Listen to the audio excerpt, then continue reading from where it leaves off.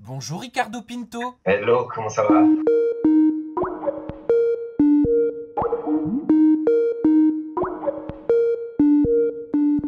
Eh ben écoute, ça va très bien, c'est à toi qu'il faut demander ça, t'es en direct de Miami? Bah, écoute, ça va plutôt bien et mal, hein, parce qu'avec ce coronavirus, c'est vrai que c'est compliqué ici. Tout est fermé, il n'y a rien à faire, on est confiné comme vous en France. Bon, la différence qu'ici, des fois, c'est peut-être un peu plus sauvage, on va dire. Dans quel sens sauvage? Comment ça se passe pour vous? Eh ben, en France, je crois que si tu te fais attraper dehors, c'est une amende de 38 euros ou 135 euros. Ici, c'est 60 jours de prison ou 500 dollars d'amende. C'est l'un ou l'autre. Ah oui, ça ne Donc, on va rigole dire que pas. c'est un peu plus direct, ouais. Ok, Si les bon. prisons sont privées, en fait, c'est pas comme en France où elles sont publiques, les prisons sont privées, donc il n'y a pas de manque de place, il y a pas de tout ça. Et la case prison, elle est très très facile. Bon Ricardo, ça fait un petit moment qu'on n'avait pas eu de tes nouvelles. Ça faisait un petit moment que tu t'étais évaporé, en tout cas de la sphère télé-réalité, ça t'a fait du bien? Franchement, ouais, j'avais besoin de prendre du recul, j'avais besoin de me recadrer, de me recentrer sur moi, ma famille, ma fille, et j'en avais besoin, en fait, ça m'a fait du bien. Bon, bah tu vas tout nous expliquer, tu vas voir, j'ai plein de questions, tu t'en doutes, mais dans un premier temps, j'ai sélectionné des photos extraites de ton compte Instagram. En gros, l'idée, c'est dis-moi quels sont tes derniers posts Insta Ricardo et je te dirai qui tu es. Ok? Ok. Et on va commencer avec ce premier post que j'ai trouvé où tu es dans un jardin avec un coquelicot et ta fille et tu as mis en légende ma définition du bonheur, l'amour de ma vie, hashtag Leia, hashtag family. Ça t'a changé en quoi de devenir papa? Beaucoup de choses déjà en termes de sens de responsabilité, de maturité, d'avenir, de comment tu vois l'avenir, comment tu perçois l'avenir, également de ce que tu ne veux pas donner de négatif à ton enfant. C'est vraiment, j'ai pris un bond de maturité, si tu veux, en quelques mois, en quelques années. Là, ça fait 3 ans que ma fille est née, qui est juste énorme, quoi. Alors, il y a beaucoup de choses, il y a énormément de choses positives, même. Est-ce qu'il y a des choses que tu ne fais plus? Ah oui, il y a plein de choses que je ne fais plus, hein. Je sors de moins en moins, les soirées, c'est plus trop pour moi. Quoi, il y a plein de choses que je ne fais plus. Là, tout de suite, j'ai pas de détails précis, mais il y a énormément de choses que je ne fais plus. Mais en même temps, il y a plein de nouvelles choses que je fais, quoi. Comme aller au zoo, par exemple, avec mon enfant, lui apprendre des choses, apprendre également des choses sur les animaux, etc. C'est des choses que je faisais pas avant. J'avais jamais été au zoo avant. Tiens, question sociale, Ricardo. Ton avis m'intéresse là-dessus. Alors, d'après une étude de l'UNAF qui a été menée en 2016, 56% des nouveaux papas pensent que la société considère leur rôle comme moins important que celui de la mère. Est-ce que tu es d'accord avec ça? Que la société considère le rôle des pères moins que la mère, oui, bien évidemment. Bien évidemment. Ça, c'est un fait, hein. Tu regardes les cas de divorce, par exemple. La mère est toujours prioritaire pour avoir la garde de l'enfant. Ça, c'est un fait. Peu importe la situation du père, qu'il soit riche, pauvre, qu'il ait une situation magnifique, etc. Ça change rien. La mère passe toujours en priorité. Donc, c'est un fait. Voilà, c'est un fait. La société est comme ça. Mais après, je trouve que c'est aussi un fait au niveau du lien. Les enfants ont toujours un lien un peu plus fort avec leur mère qu'avec leur père. J'ai un lien plus fort avec ma mère qu'avec mon père. Alors, avant de passer à une autre photo, je voulais savoir, parce que j'avais remarqué que, notamment sur cette photo où tu es dans le jardin avec ta fille, tu as désactivé les commentaires. Je voulais savoir s'il y avait une raison. Bah, c'est simplement que je médiatise pas mon enfant. C'est un choix qu'on a fait avec Néouda de pas médiatiser notre enfant. Peut-être qu'on passe à côté de beaucoup de choses. Peut-être et certainement que ça nous rend la vie aussi plus compliquée au quotidien. Enfin, surtout quand on était en France, parce que les gens qui veulent la prendre en photo, les gens qui veulent à tout prix voir à quoi elle ressemble, c'est assez compliqué. Donc, tu dois toujours la protéger, toujours être vigilant, toujours en mode agent de sécurité. Ça, c'est vrai que c'est l'autre côté qui était un peu chiant. Maintenant, on a aussi cette fierté de dire voilà, aujourd'hui, personne n'a pu la voir et on la protège de tout ce qui est réseaux sociaux, parce que sur les réseaux sociaux, le côté méchant ressort beaucoup plus que le côté positif. Les médias, c'est pareil, hein, en réalité, hein, c'est que le négatif qui ressort. Nous, on a fait un buzz pas possible, mais attention, un mauvais buzz. C'est que des articles négatifs qui étaient sortis sur nous, que du négatif. Jamais on a vanté un de nos exploits, jamais on a vanté quelque chose de positif, que du négatif. En même temps, j'ai envie de te dire, c'est la société dans laquelle on vit. Moi, j'ai un iPhone, je décale sur la gauche, il y a news, je regarde les actualités, négatif. Aujourd'hui, si, c'est passé ça, il s'est passé ci. Que du négatif. Tu m'étonnes qu'en France, les gens sont en dépression. Mais tu vas pouvoir t'exprimer là-dessus dans quelques instants. J'ai aussi des questions. Mais justement, je vais te prendre au mot. Et ça tombe bien parce que j'ai sélectionné un tweet positif. C'est assez rare hein, sur Twitter, mais il y a Mercure qui a écrit concernant Néouda et toi. En gros, il n'y a que Néouda et Ricardo qui ont gardé l'anonymat de leur fille. Wesh, le reste, ils dévoilent 2 jours après. Pourquoi vous avez fait ce choix de préserver ou pas, tu vas nous le dire si c'est une protection pour toi, votre enfant, en quoi c'est important de préserver son anonymat? Ben déjà, premièrement, c'est de lui donner le choix d'être connu ou pas. Tu vois ce que je veux dire? Moi, si j'étais un enfant de personnes connues, j'aurais peut-être aimé avoir le choix de est-ce que je veux être connu ou est-ce que j'ai envie d'être inconnu. Moi, à l'école, quand j'étais en 4e et 3e, il y avait un enfant de star dans ma classe. C'est le fils de, je sais plus si c'est Jamy. Il y avait une émission qui s'appelait C'est pas sorcier, je sais pas si tu connais. Bien sûr. Donc, ils font des expériences, nanana, voilà. Et son fils était dans ma classe. Et le fait d'être le fils, entre guillemets, d'une star, ça n'a pas été facile pour lui. Je pense que sa scolarité a été très difficile, je ne rentrerai pas dans les détails. Mais... Et du coup, j'ai voulu épargner tout ça à mon enfant. J'ai voulu épargner que, voilà, quand elle soit à l'école, eh ben, ça soit la fille de Ricardo Néouda, et du coup, des problèmes, et du coup, ci, et du coup, ça. Ou tout simplement des intentions malveillantes. C'est pas des choses c'est pas des choses que j'ai envie pour mon enfant. Si un jour plus tard elle veut être connue, eh ben elle fera en sorte pour être connue. Mais en tout cas, je veux lui laisser le choix. Je veux pas prendre ce choix-là à sa place, de la médiatiser. Ça a été un débat hein, sur les réseaux sociaux. Je ne sais pas comment ça se passe aux États-Unis, mais en France, il y a énormément d'influenceurs, de candidats de télé-réalité qui mettent en avant leur enfant, qui leur ouvrent des comptes Instagram, qui ont aujourd'hui plus d'1 million d'abonnés pour certains, qui font même parfois de la publicité. Qu'est-ce que tu penses de ça? Quel est ton avis sur la question? Je pense que chacun gère sa baraque comme il l'entend. Je ne juge pas et je critique pas ceux qui le font. Ils ont leurs raisons. Déjà, premièrement, financièrement, ça leur ramène de l'argent. Et voilà, aujourd'hui, c'est sur Instagram. Mais avant que ce soit sur Instagram, il y a combien de parents qui ont inscrit leurs gosses dans des agences de mannequinat? C'est à peu près la même chose, non? C'est vendre leur image pour obtenir de l'argent. Donc, c'est pas nouveau, j'ai envie de te dire.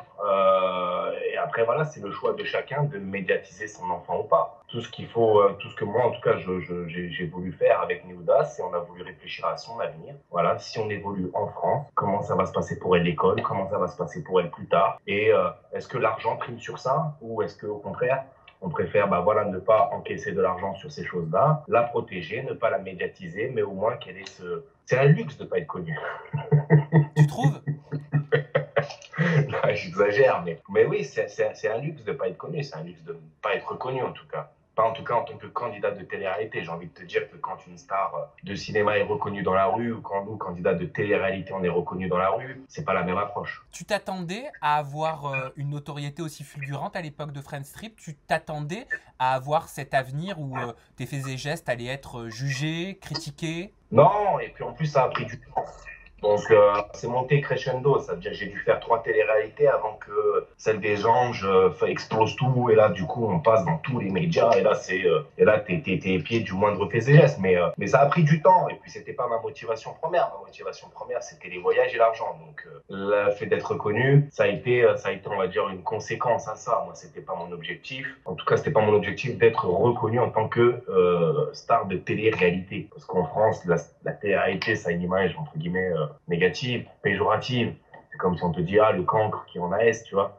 Bon, après, les gens s'en foutent. Hein. J'ai envie de te dire que ceux qui font les plus cons sont ceux qui prennent le plus de thunes. Donc, après, voilà, Non, moi, voilà. C'était pas ma motivation première et ça a été, voilà, j'ai dû juste, entre guillemets, l'assumer, voilà. C'est comme ça, les gens, des fois, me disent, hein, mon père me le dit, hein, des fois, je refuse des photos à des gens. Pour quelle raison? Soit parce qu'on me le demande pas gentiment, ou soit parce que les gens croient que je suis leur pote. Mon père me dit, mais tu te dois de faire la photo avec les gens. Et je lui dis à mon père, mais pourquoi? Pourquoi je serais obligé de le faire? J'ai envie de te dire, si la personne vient gentiment et qu'elle me le demande, je lui fais la photo, il n'y a aucun problème. Mais si les gens pensent que je suis leur pote et qu'ils ne me parlent pas gentiment, ou qu'ils viennent avec des buts d'essayer de faire du buzz, de me chercher la merde, etc., pour que du coup je réagisse, et ensuite c'est mes moindres faits et gestes qui vont être interprétés négativement. Et ensuite de là, ils iront porter plainte, parce qu'avec nous, attention, ils y vont, hein, ils se disent, oh là là, il y a de l'oseille à prendre, il y a du buzz à faire.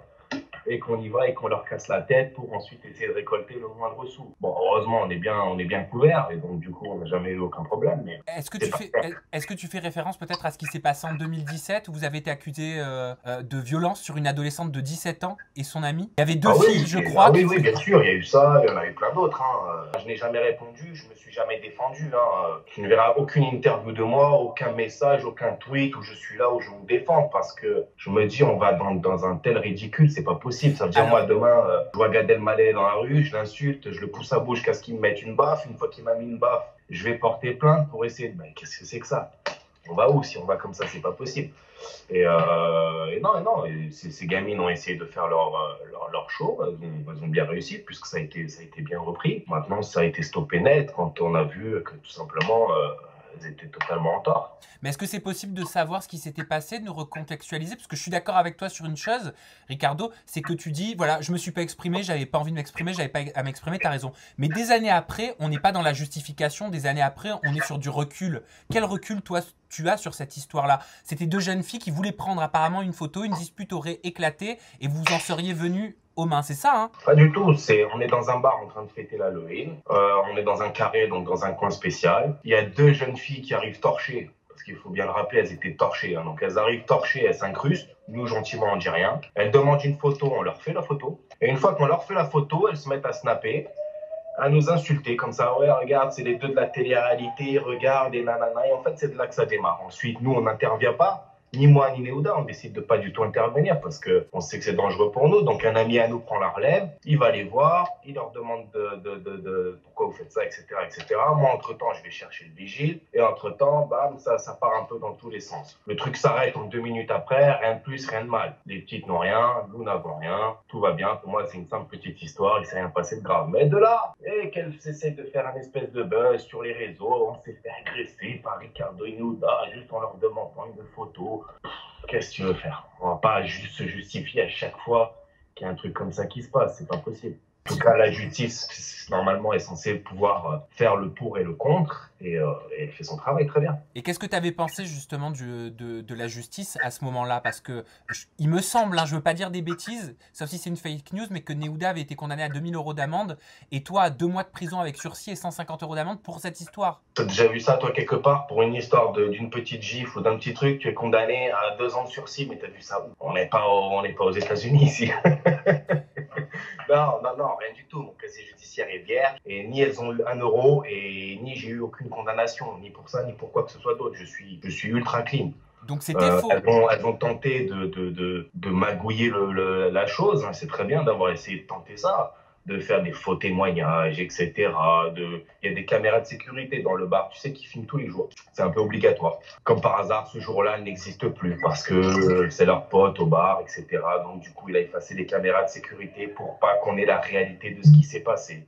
Donc, du coup, on a des espèces de faux témoignages de gens qui n'étaient pas là, qui justifient et qui vont justement dans leur sens. Mais que du bidon, que du bidon. Le problème, c'est que si tu joues à essayer de trafiquer comme ça avec la justice, tôt ou tard, ça va te retomber dessus. Donc, Est-ce que tu sais d'où elle sortait, cette information? Pourquoi est-ce qu'il a tourné ça pour vous? Et qu'est-ce que ça t'a fait, toi, à l'époque, avec Néouda, d'apprendre ça, de lire ça, d'être jugé? non, déjà, les personnes qui nous suivaient sur les réseaux sociaux, je pense que les deux filles se sont énormément fait tacler et clasher.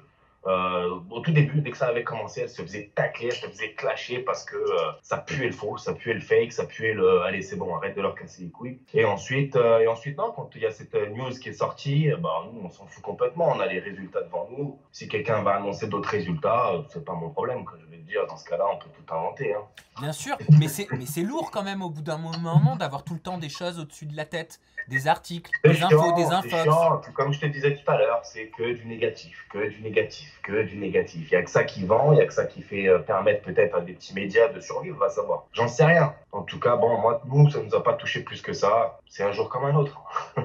Je vais te laisser le choix maintenant, Ricardo. Est-ce que tu Ouais. préfères que je te montre tout de suite, qu'on partage une autre photo de ton compte Instagram, ou alors on continue sur une histoire qui avait fait polémique à l'époque? C'est quoi une histoire qui a fait polémique à l'époque? Je te sens intrigué, t'as envie de savoir. Alors, en 2018, vous étiez retrouvé une nouvelle fois, apparemment, face à la justice. Vous étiez soupçonné de violence sur votre fille. Moi, jusqu'à présent, je ne m'étais pas exprimé sur ce sujet parce que ça me prend personnellement à cœur et puis j'ai pas forcément envie d'avoir l'avis des gens sur ça en fait. L'avis des gens sur ça, ça m'intéresse pas vraiment et moi je sais ce qui s'est passé, on sait ce qui s'est passé, la justice sait ce qui s'est passé. Au final, voilà, ils ont vérifié, ils ont fait leur procédure qu'ils avaient à faire, rien de mal. Simple accident, tout a été amplifié. Bon, bah ok, ça marche, c'est des choses qui arrivent. Mais avec du recul, est-ce que tu as analysé, est-ce que tu sais pourquoi tu as toi été jugé plus sévèrement que Neouda à l'époque, si je me trompe pas. Non, non, il n'y a pas moi, j'ai été jugé plus sévèrement que Neouda. Moi, j'ai été jugé pas Neouda, déjà pour commencer, parce que c'est moi qui ai commis cet accident et pas Neouda. Donc Neouda n'a jamais été jugé une seule fois, ni mis en accusation une seule fois. Ça a à chaque fois été que Ricardo. Donc le truc, ça se règle assez rapidement. Et ensuite, moi, ouais, je suis passé par des rouages où malheureusement, mon image télé-réalité négative a pris une telle ampleur que même la justice s'est parfois perdue dans ça, en fait, tout simplement. Donc il y a des articles, il y a 18 ou 20 articles de Ricardo est violent envers un candidat. Ricardo violent envers telle personne. Ricardo, donc, personnage très violent, très agressif. Le problème, c'est que ce sont des news, enfin, ce sont des news, c'est ce que les gens ont voulu dire et c'est l'image que peut-être je peux avoir. Ça, je vais pas polémiquer là-dessus, mais en tout cas, les faits, est-ce qu'ils sont là? Est-ce que j'ai déjà tapé quelqu'un? Est-ce que j'ai déjà été renvoyé de tournage? Jamais. Est-ce que j'ai été une seule fois boycotté par une maison de production? Jamais. Donc ça veut dire que depuis Friends Trip 1, on m'accuse d'être violent, et pourtant le gars, il a enchaîné 6 télés derrière. Il y a un problème quelque part, il y a un truc qui n'est pas logique. Ça veut dire quoi? Qu'une chaîne de télé cautionne ce genre de choses? Bien sûr que non. Donc ça signifie tout simplement que ce sont de la merde, tout simplement, ce qu'ont dit ces gens-là, mais voilà, il y a eu un petit article qui a été fait dessus, et puis un deuxième, et puis un troisième, et puis un quatrième. Et du coup, tu tombes devant le procureur qui te dit, Monsieur Pinto, vous avez une image de violent. Et là, tu te dis, mais putain, on va où comme ça? Donc, je dois me justifier maintenant aussi auprès de la justice de ces articles-là. Et du coup, j'ai pris l'exemple de l'avocate que j'avais juste à côté de moi et je lui ai dit, OK, on va prendre l'exemple de cette avocate. On va se dire, voilà, c'est une avocate qui est nulle à chier, qui fait qui gagne zéro procès, qui est vraiment nulle. Est-ce que j'ai le droit de la juger sur son rôle de mère? Et là, elle me dit, bah non. Et ben, je lui dis, c'est exactement la même chose pour moi. Vous voulez me juger en tant que Ricardo Pinto, vous me jugez en tant que Ricardo Pinto. Pas Ricardo Pinto, le candidat de télé-réalité. Mon casier judiciaire est vierge, j'ai jamais rien eu, aucun souci avec la justice, donc on reste focus sur ça. Et mon travail ou ce que je fais, ça reste de côté. Tout simplement, tu vas pas aller faire chier le Joker qui joue dans Batman parce qu'il a tué ou qu'il a fait c'est un film.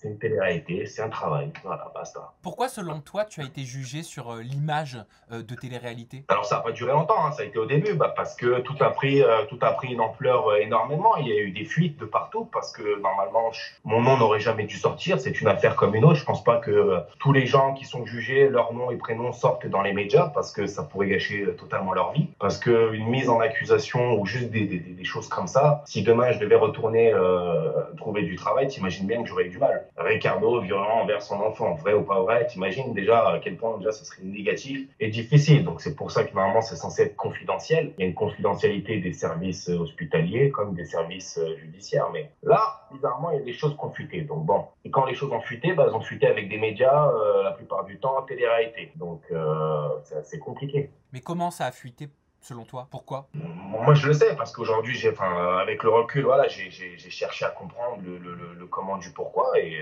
j'ai trouvé qui était la source. Maintenant, qu'est-ce que tu veux faire? On est dans un pays où la liberté d'expression est telle importante qu'il n'y a que pour le terrorisme où ils condamnent ce genre de choses. Pour le reste, ils s'en foutent. Une personne que tu connais? Non, pas une personne que j'ai connue, oui, bien sûr, mais que je connaissais pas avant. Hein, donc, Une personne qu'on connaît, nous aussi? Non, je ne pense pas. Et en tant que père, comment tu as vécu toute cette histoire? Parce que c'est vrai qu'à l'époque, c'était quand même un tollé médiatique dans la presse spécialisée, c'était même tombé dans les faits divers. Ah oui, totalement. Les faits divers, l'autoroute de la radio, carrément, la radio que tu entends sur l'autoroute, la 107.7, la Provence, le Parisien, les actus, BFM, etc., etc. Le truc a pris une ampleur énorme. On m'a mis sur le banc de l'accusé direct en me mettant des petits astérix en mode coupable. Donc ça n'a pas été facile à vivre, ça a été difficile. Et Neouda a été d'un soutien plus que énorme, hein, plus que énorme. Et ensuite, voilà, je me suis accroché et on s'est accrochés tous. Et voilà. Comment vous l'avez traversé cette situation en tant que couple? Et en tant que parent aussi, ça doit pas être évident? Ah non, en tant que couple, ça a été très difficile. Et ensuite, en tant que parent, on a été soumis à la justice. Donc, tout a été, entre guillemets, à espier du moindre fait et geste, de comment je positionne le lit de ma fille, de comment je lui donne à manger. On a eu les services sociaux qui sont restés présents presque un an avec nous. Bon, on a vécu une période difficile. Au final, bon, les services sociaux, ça a été un positif, puisque bon, on n'avait rien à cacher. Et comme on leur avait expliqué dès le début, c'était un accident. Et donc, du coup, voilà, ils ont conclu à la même chose après un an d'enquête avec nous au quotidien, etc. Donc, ça, c'est la seule chose qui importait pour nous. C'était que voilà, la justice se rende compte que oui, ça a été un accident qui effectivement n'aurait jamais dû arriver et j'en suis 100% responsable. Maintenant, c'est des choses qui peuvent arriver et il arrive beaucoup plus de choses à des enfants tous les jours. Nous, quand il s'est passé ce genre de choses, je sais pas pourquoi, mais sur notre boîte mail, on a reçu là les messages de familles, d'enfants. Ouais, mon père me tape sur la gueule tous les jours. Je l'ai dit à ma directrice d'école, les services sociaux ne font rien. Enfin, on a eu plein d'espèces de témoignages qui m'ont du coup un peu pris, tu sais, m'ont mis l'émotion quoi. Et je me suis dit waouh. Bah pourquoi vous avez eu les services sociaux dans ce cas? Nous, on a eu les services sociaux, on a eu tout ça parce qu'en fait, dès le début, il y a eu une soupçon de maltraitance. Donc, ils appellent ça une maltraitance quand l'infirmière qui te reçoit te connaît, etc., qu'elle a envie de te faire chier. Donc, bon, ça, c'est pas très grave. Et donc, à partir de là, tout a pris une ampleur astronomique. Je veux dire, tout a pris une ampleur alors que les preuves et les faits étaient là dès le début et que dès le début, je suis arrivé, on est arrivé à l'hôpital et j'ai dit, je suis coupable, j'ai fait une connerie. Je veux dire, il n'y a rien de. Voilà. Après, les médias en font tout un tas de caisses parce que forcément. Est-ce que tu penses que c'est parce qu'il y a une pression des médias derrière?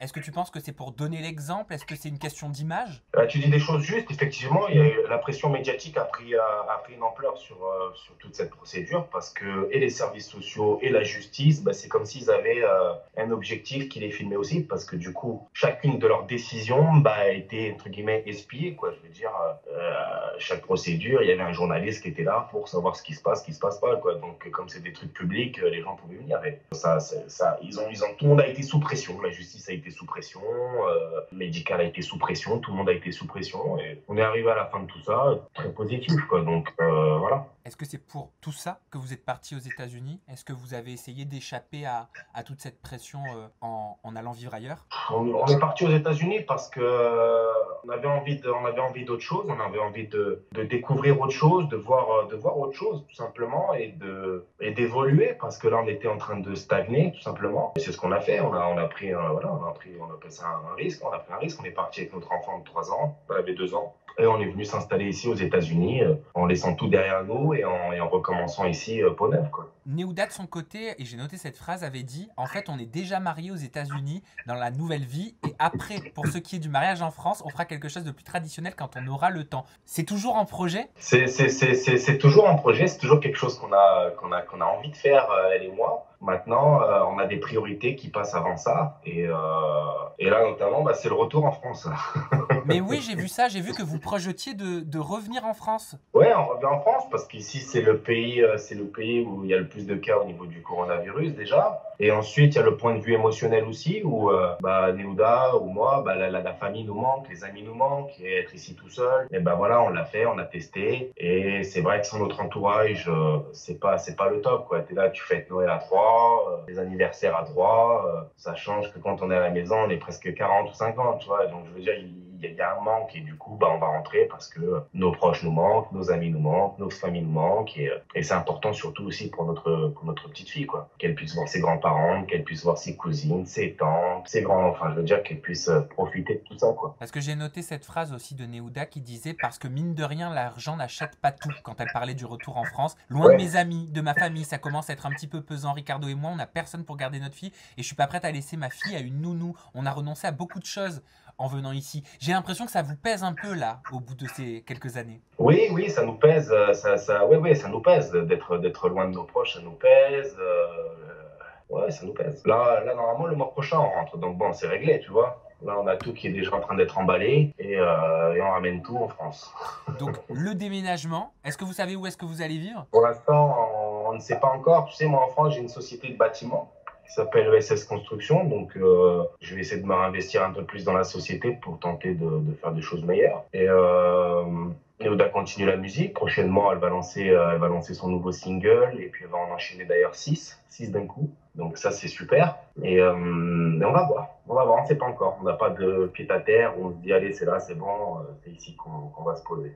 J'ai noté ce tweet aussi de Oumou qui dit « Le couple Ricardo-Néouda, je trouve qu'on n'en parle pas assez. Ils sont trop mimes tous les deux. » Ah, c'est gentil, merci beaucoup. On n'en parle pas assez parce qu'ils font plus rien de mal. Donc, voilà, par contre, si demain je crie ou je fais un truc comme ça, allez, c'est bon, on en reparle. Et voilà.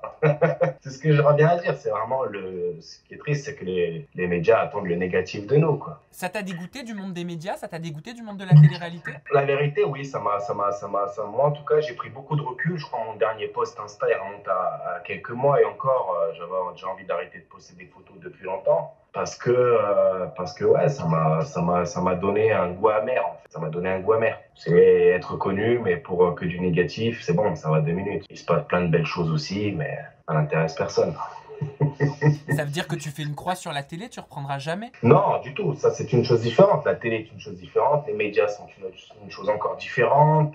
Les gens qui commentent, c'est encore une chose différente. Faut pas tout mélanger. On a été contacté beaucoup de fois durant ces 3 dernières années. Et là, c'est vrai qu'on commence à y réfléchir, à se dire pourquoi pas. Ça dépend du concept. Pourquoi pas. Maman est célèbre, c'est plutôt classe. Non, non. Non? Non, pas maman et célèbre. Une Et papa, il faut pas alors. Une télé-réalité sur votre vie? Non, passe pas. Non, je sais pas du tout. Bon allez, ça tombe bien, parce... j'ai 2-3 photos encore à te montrer.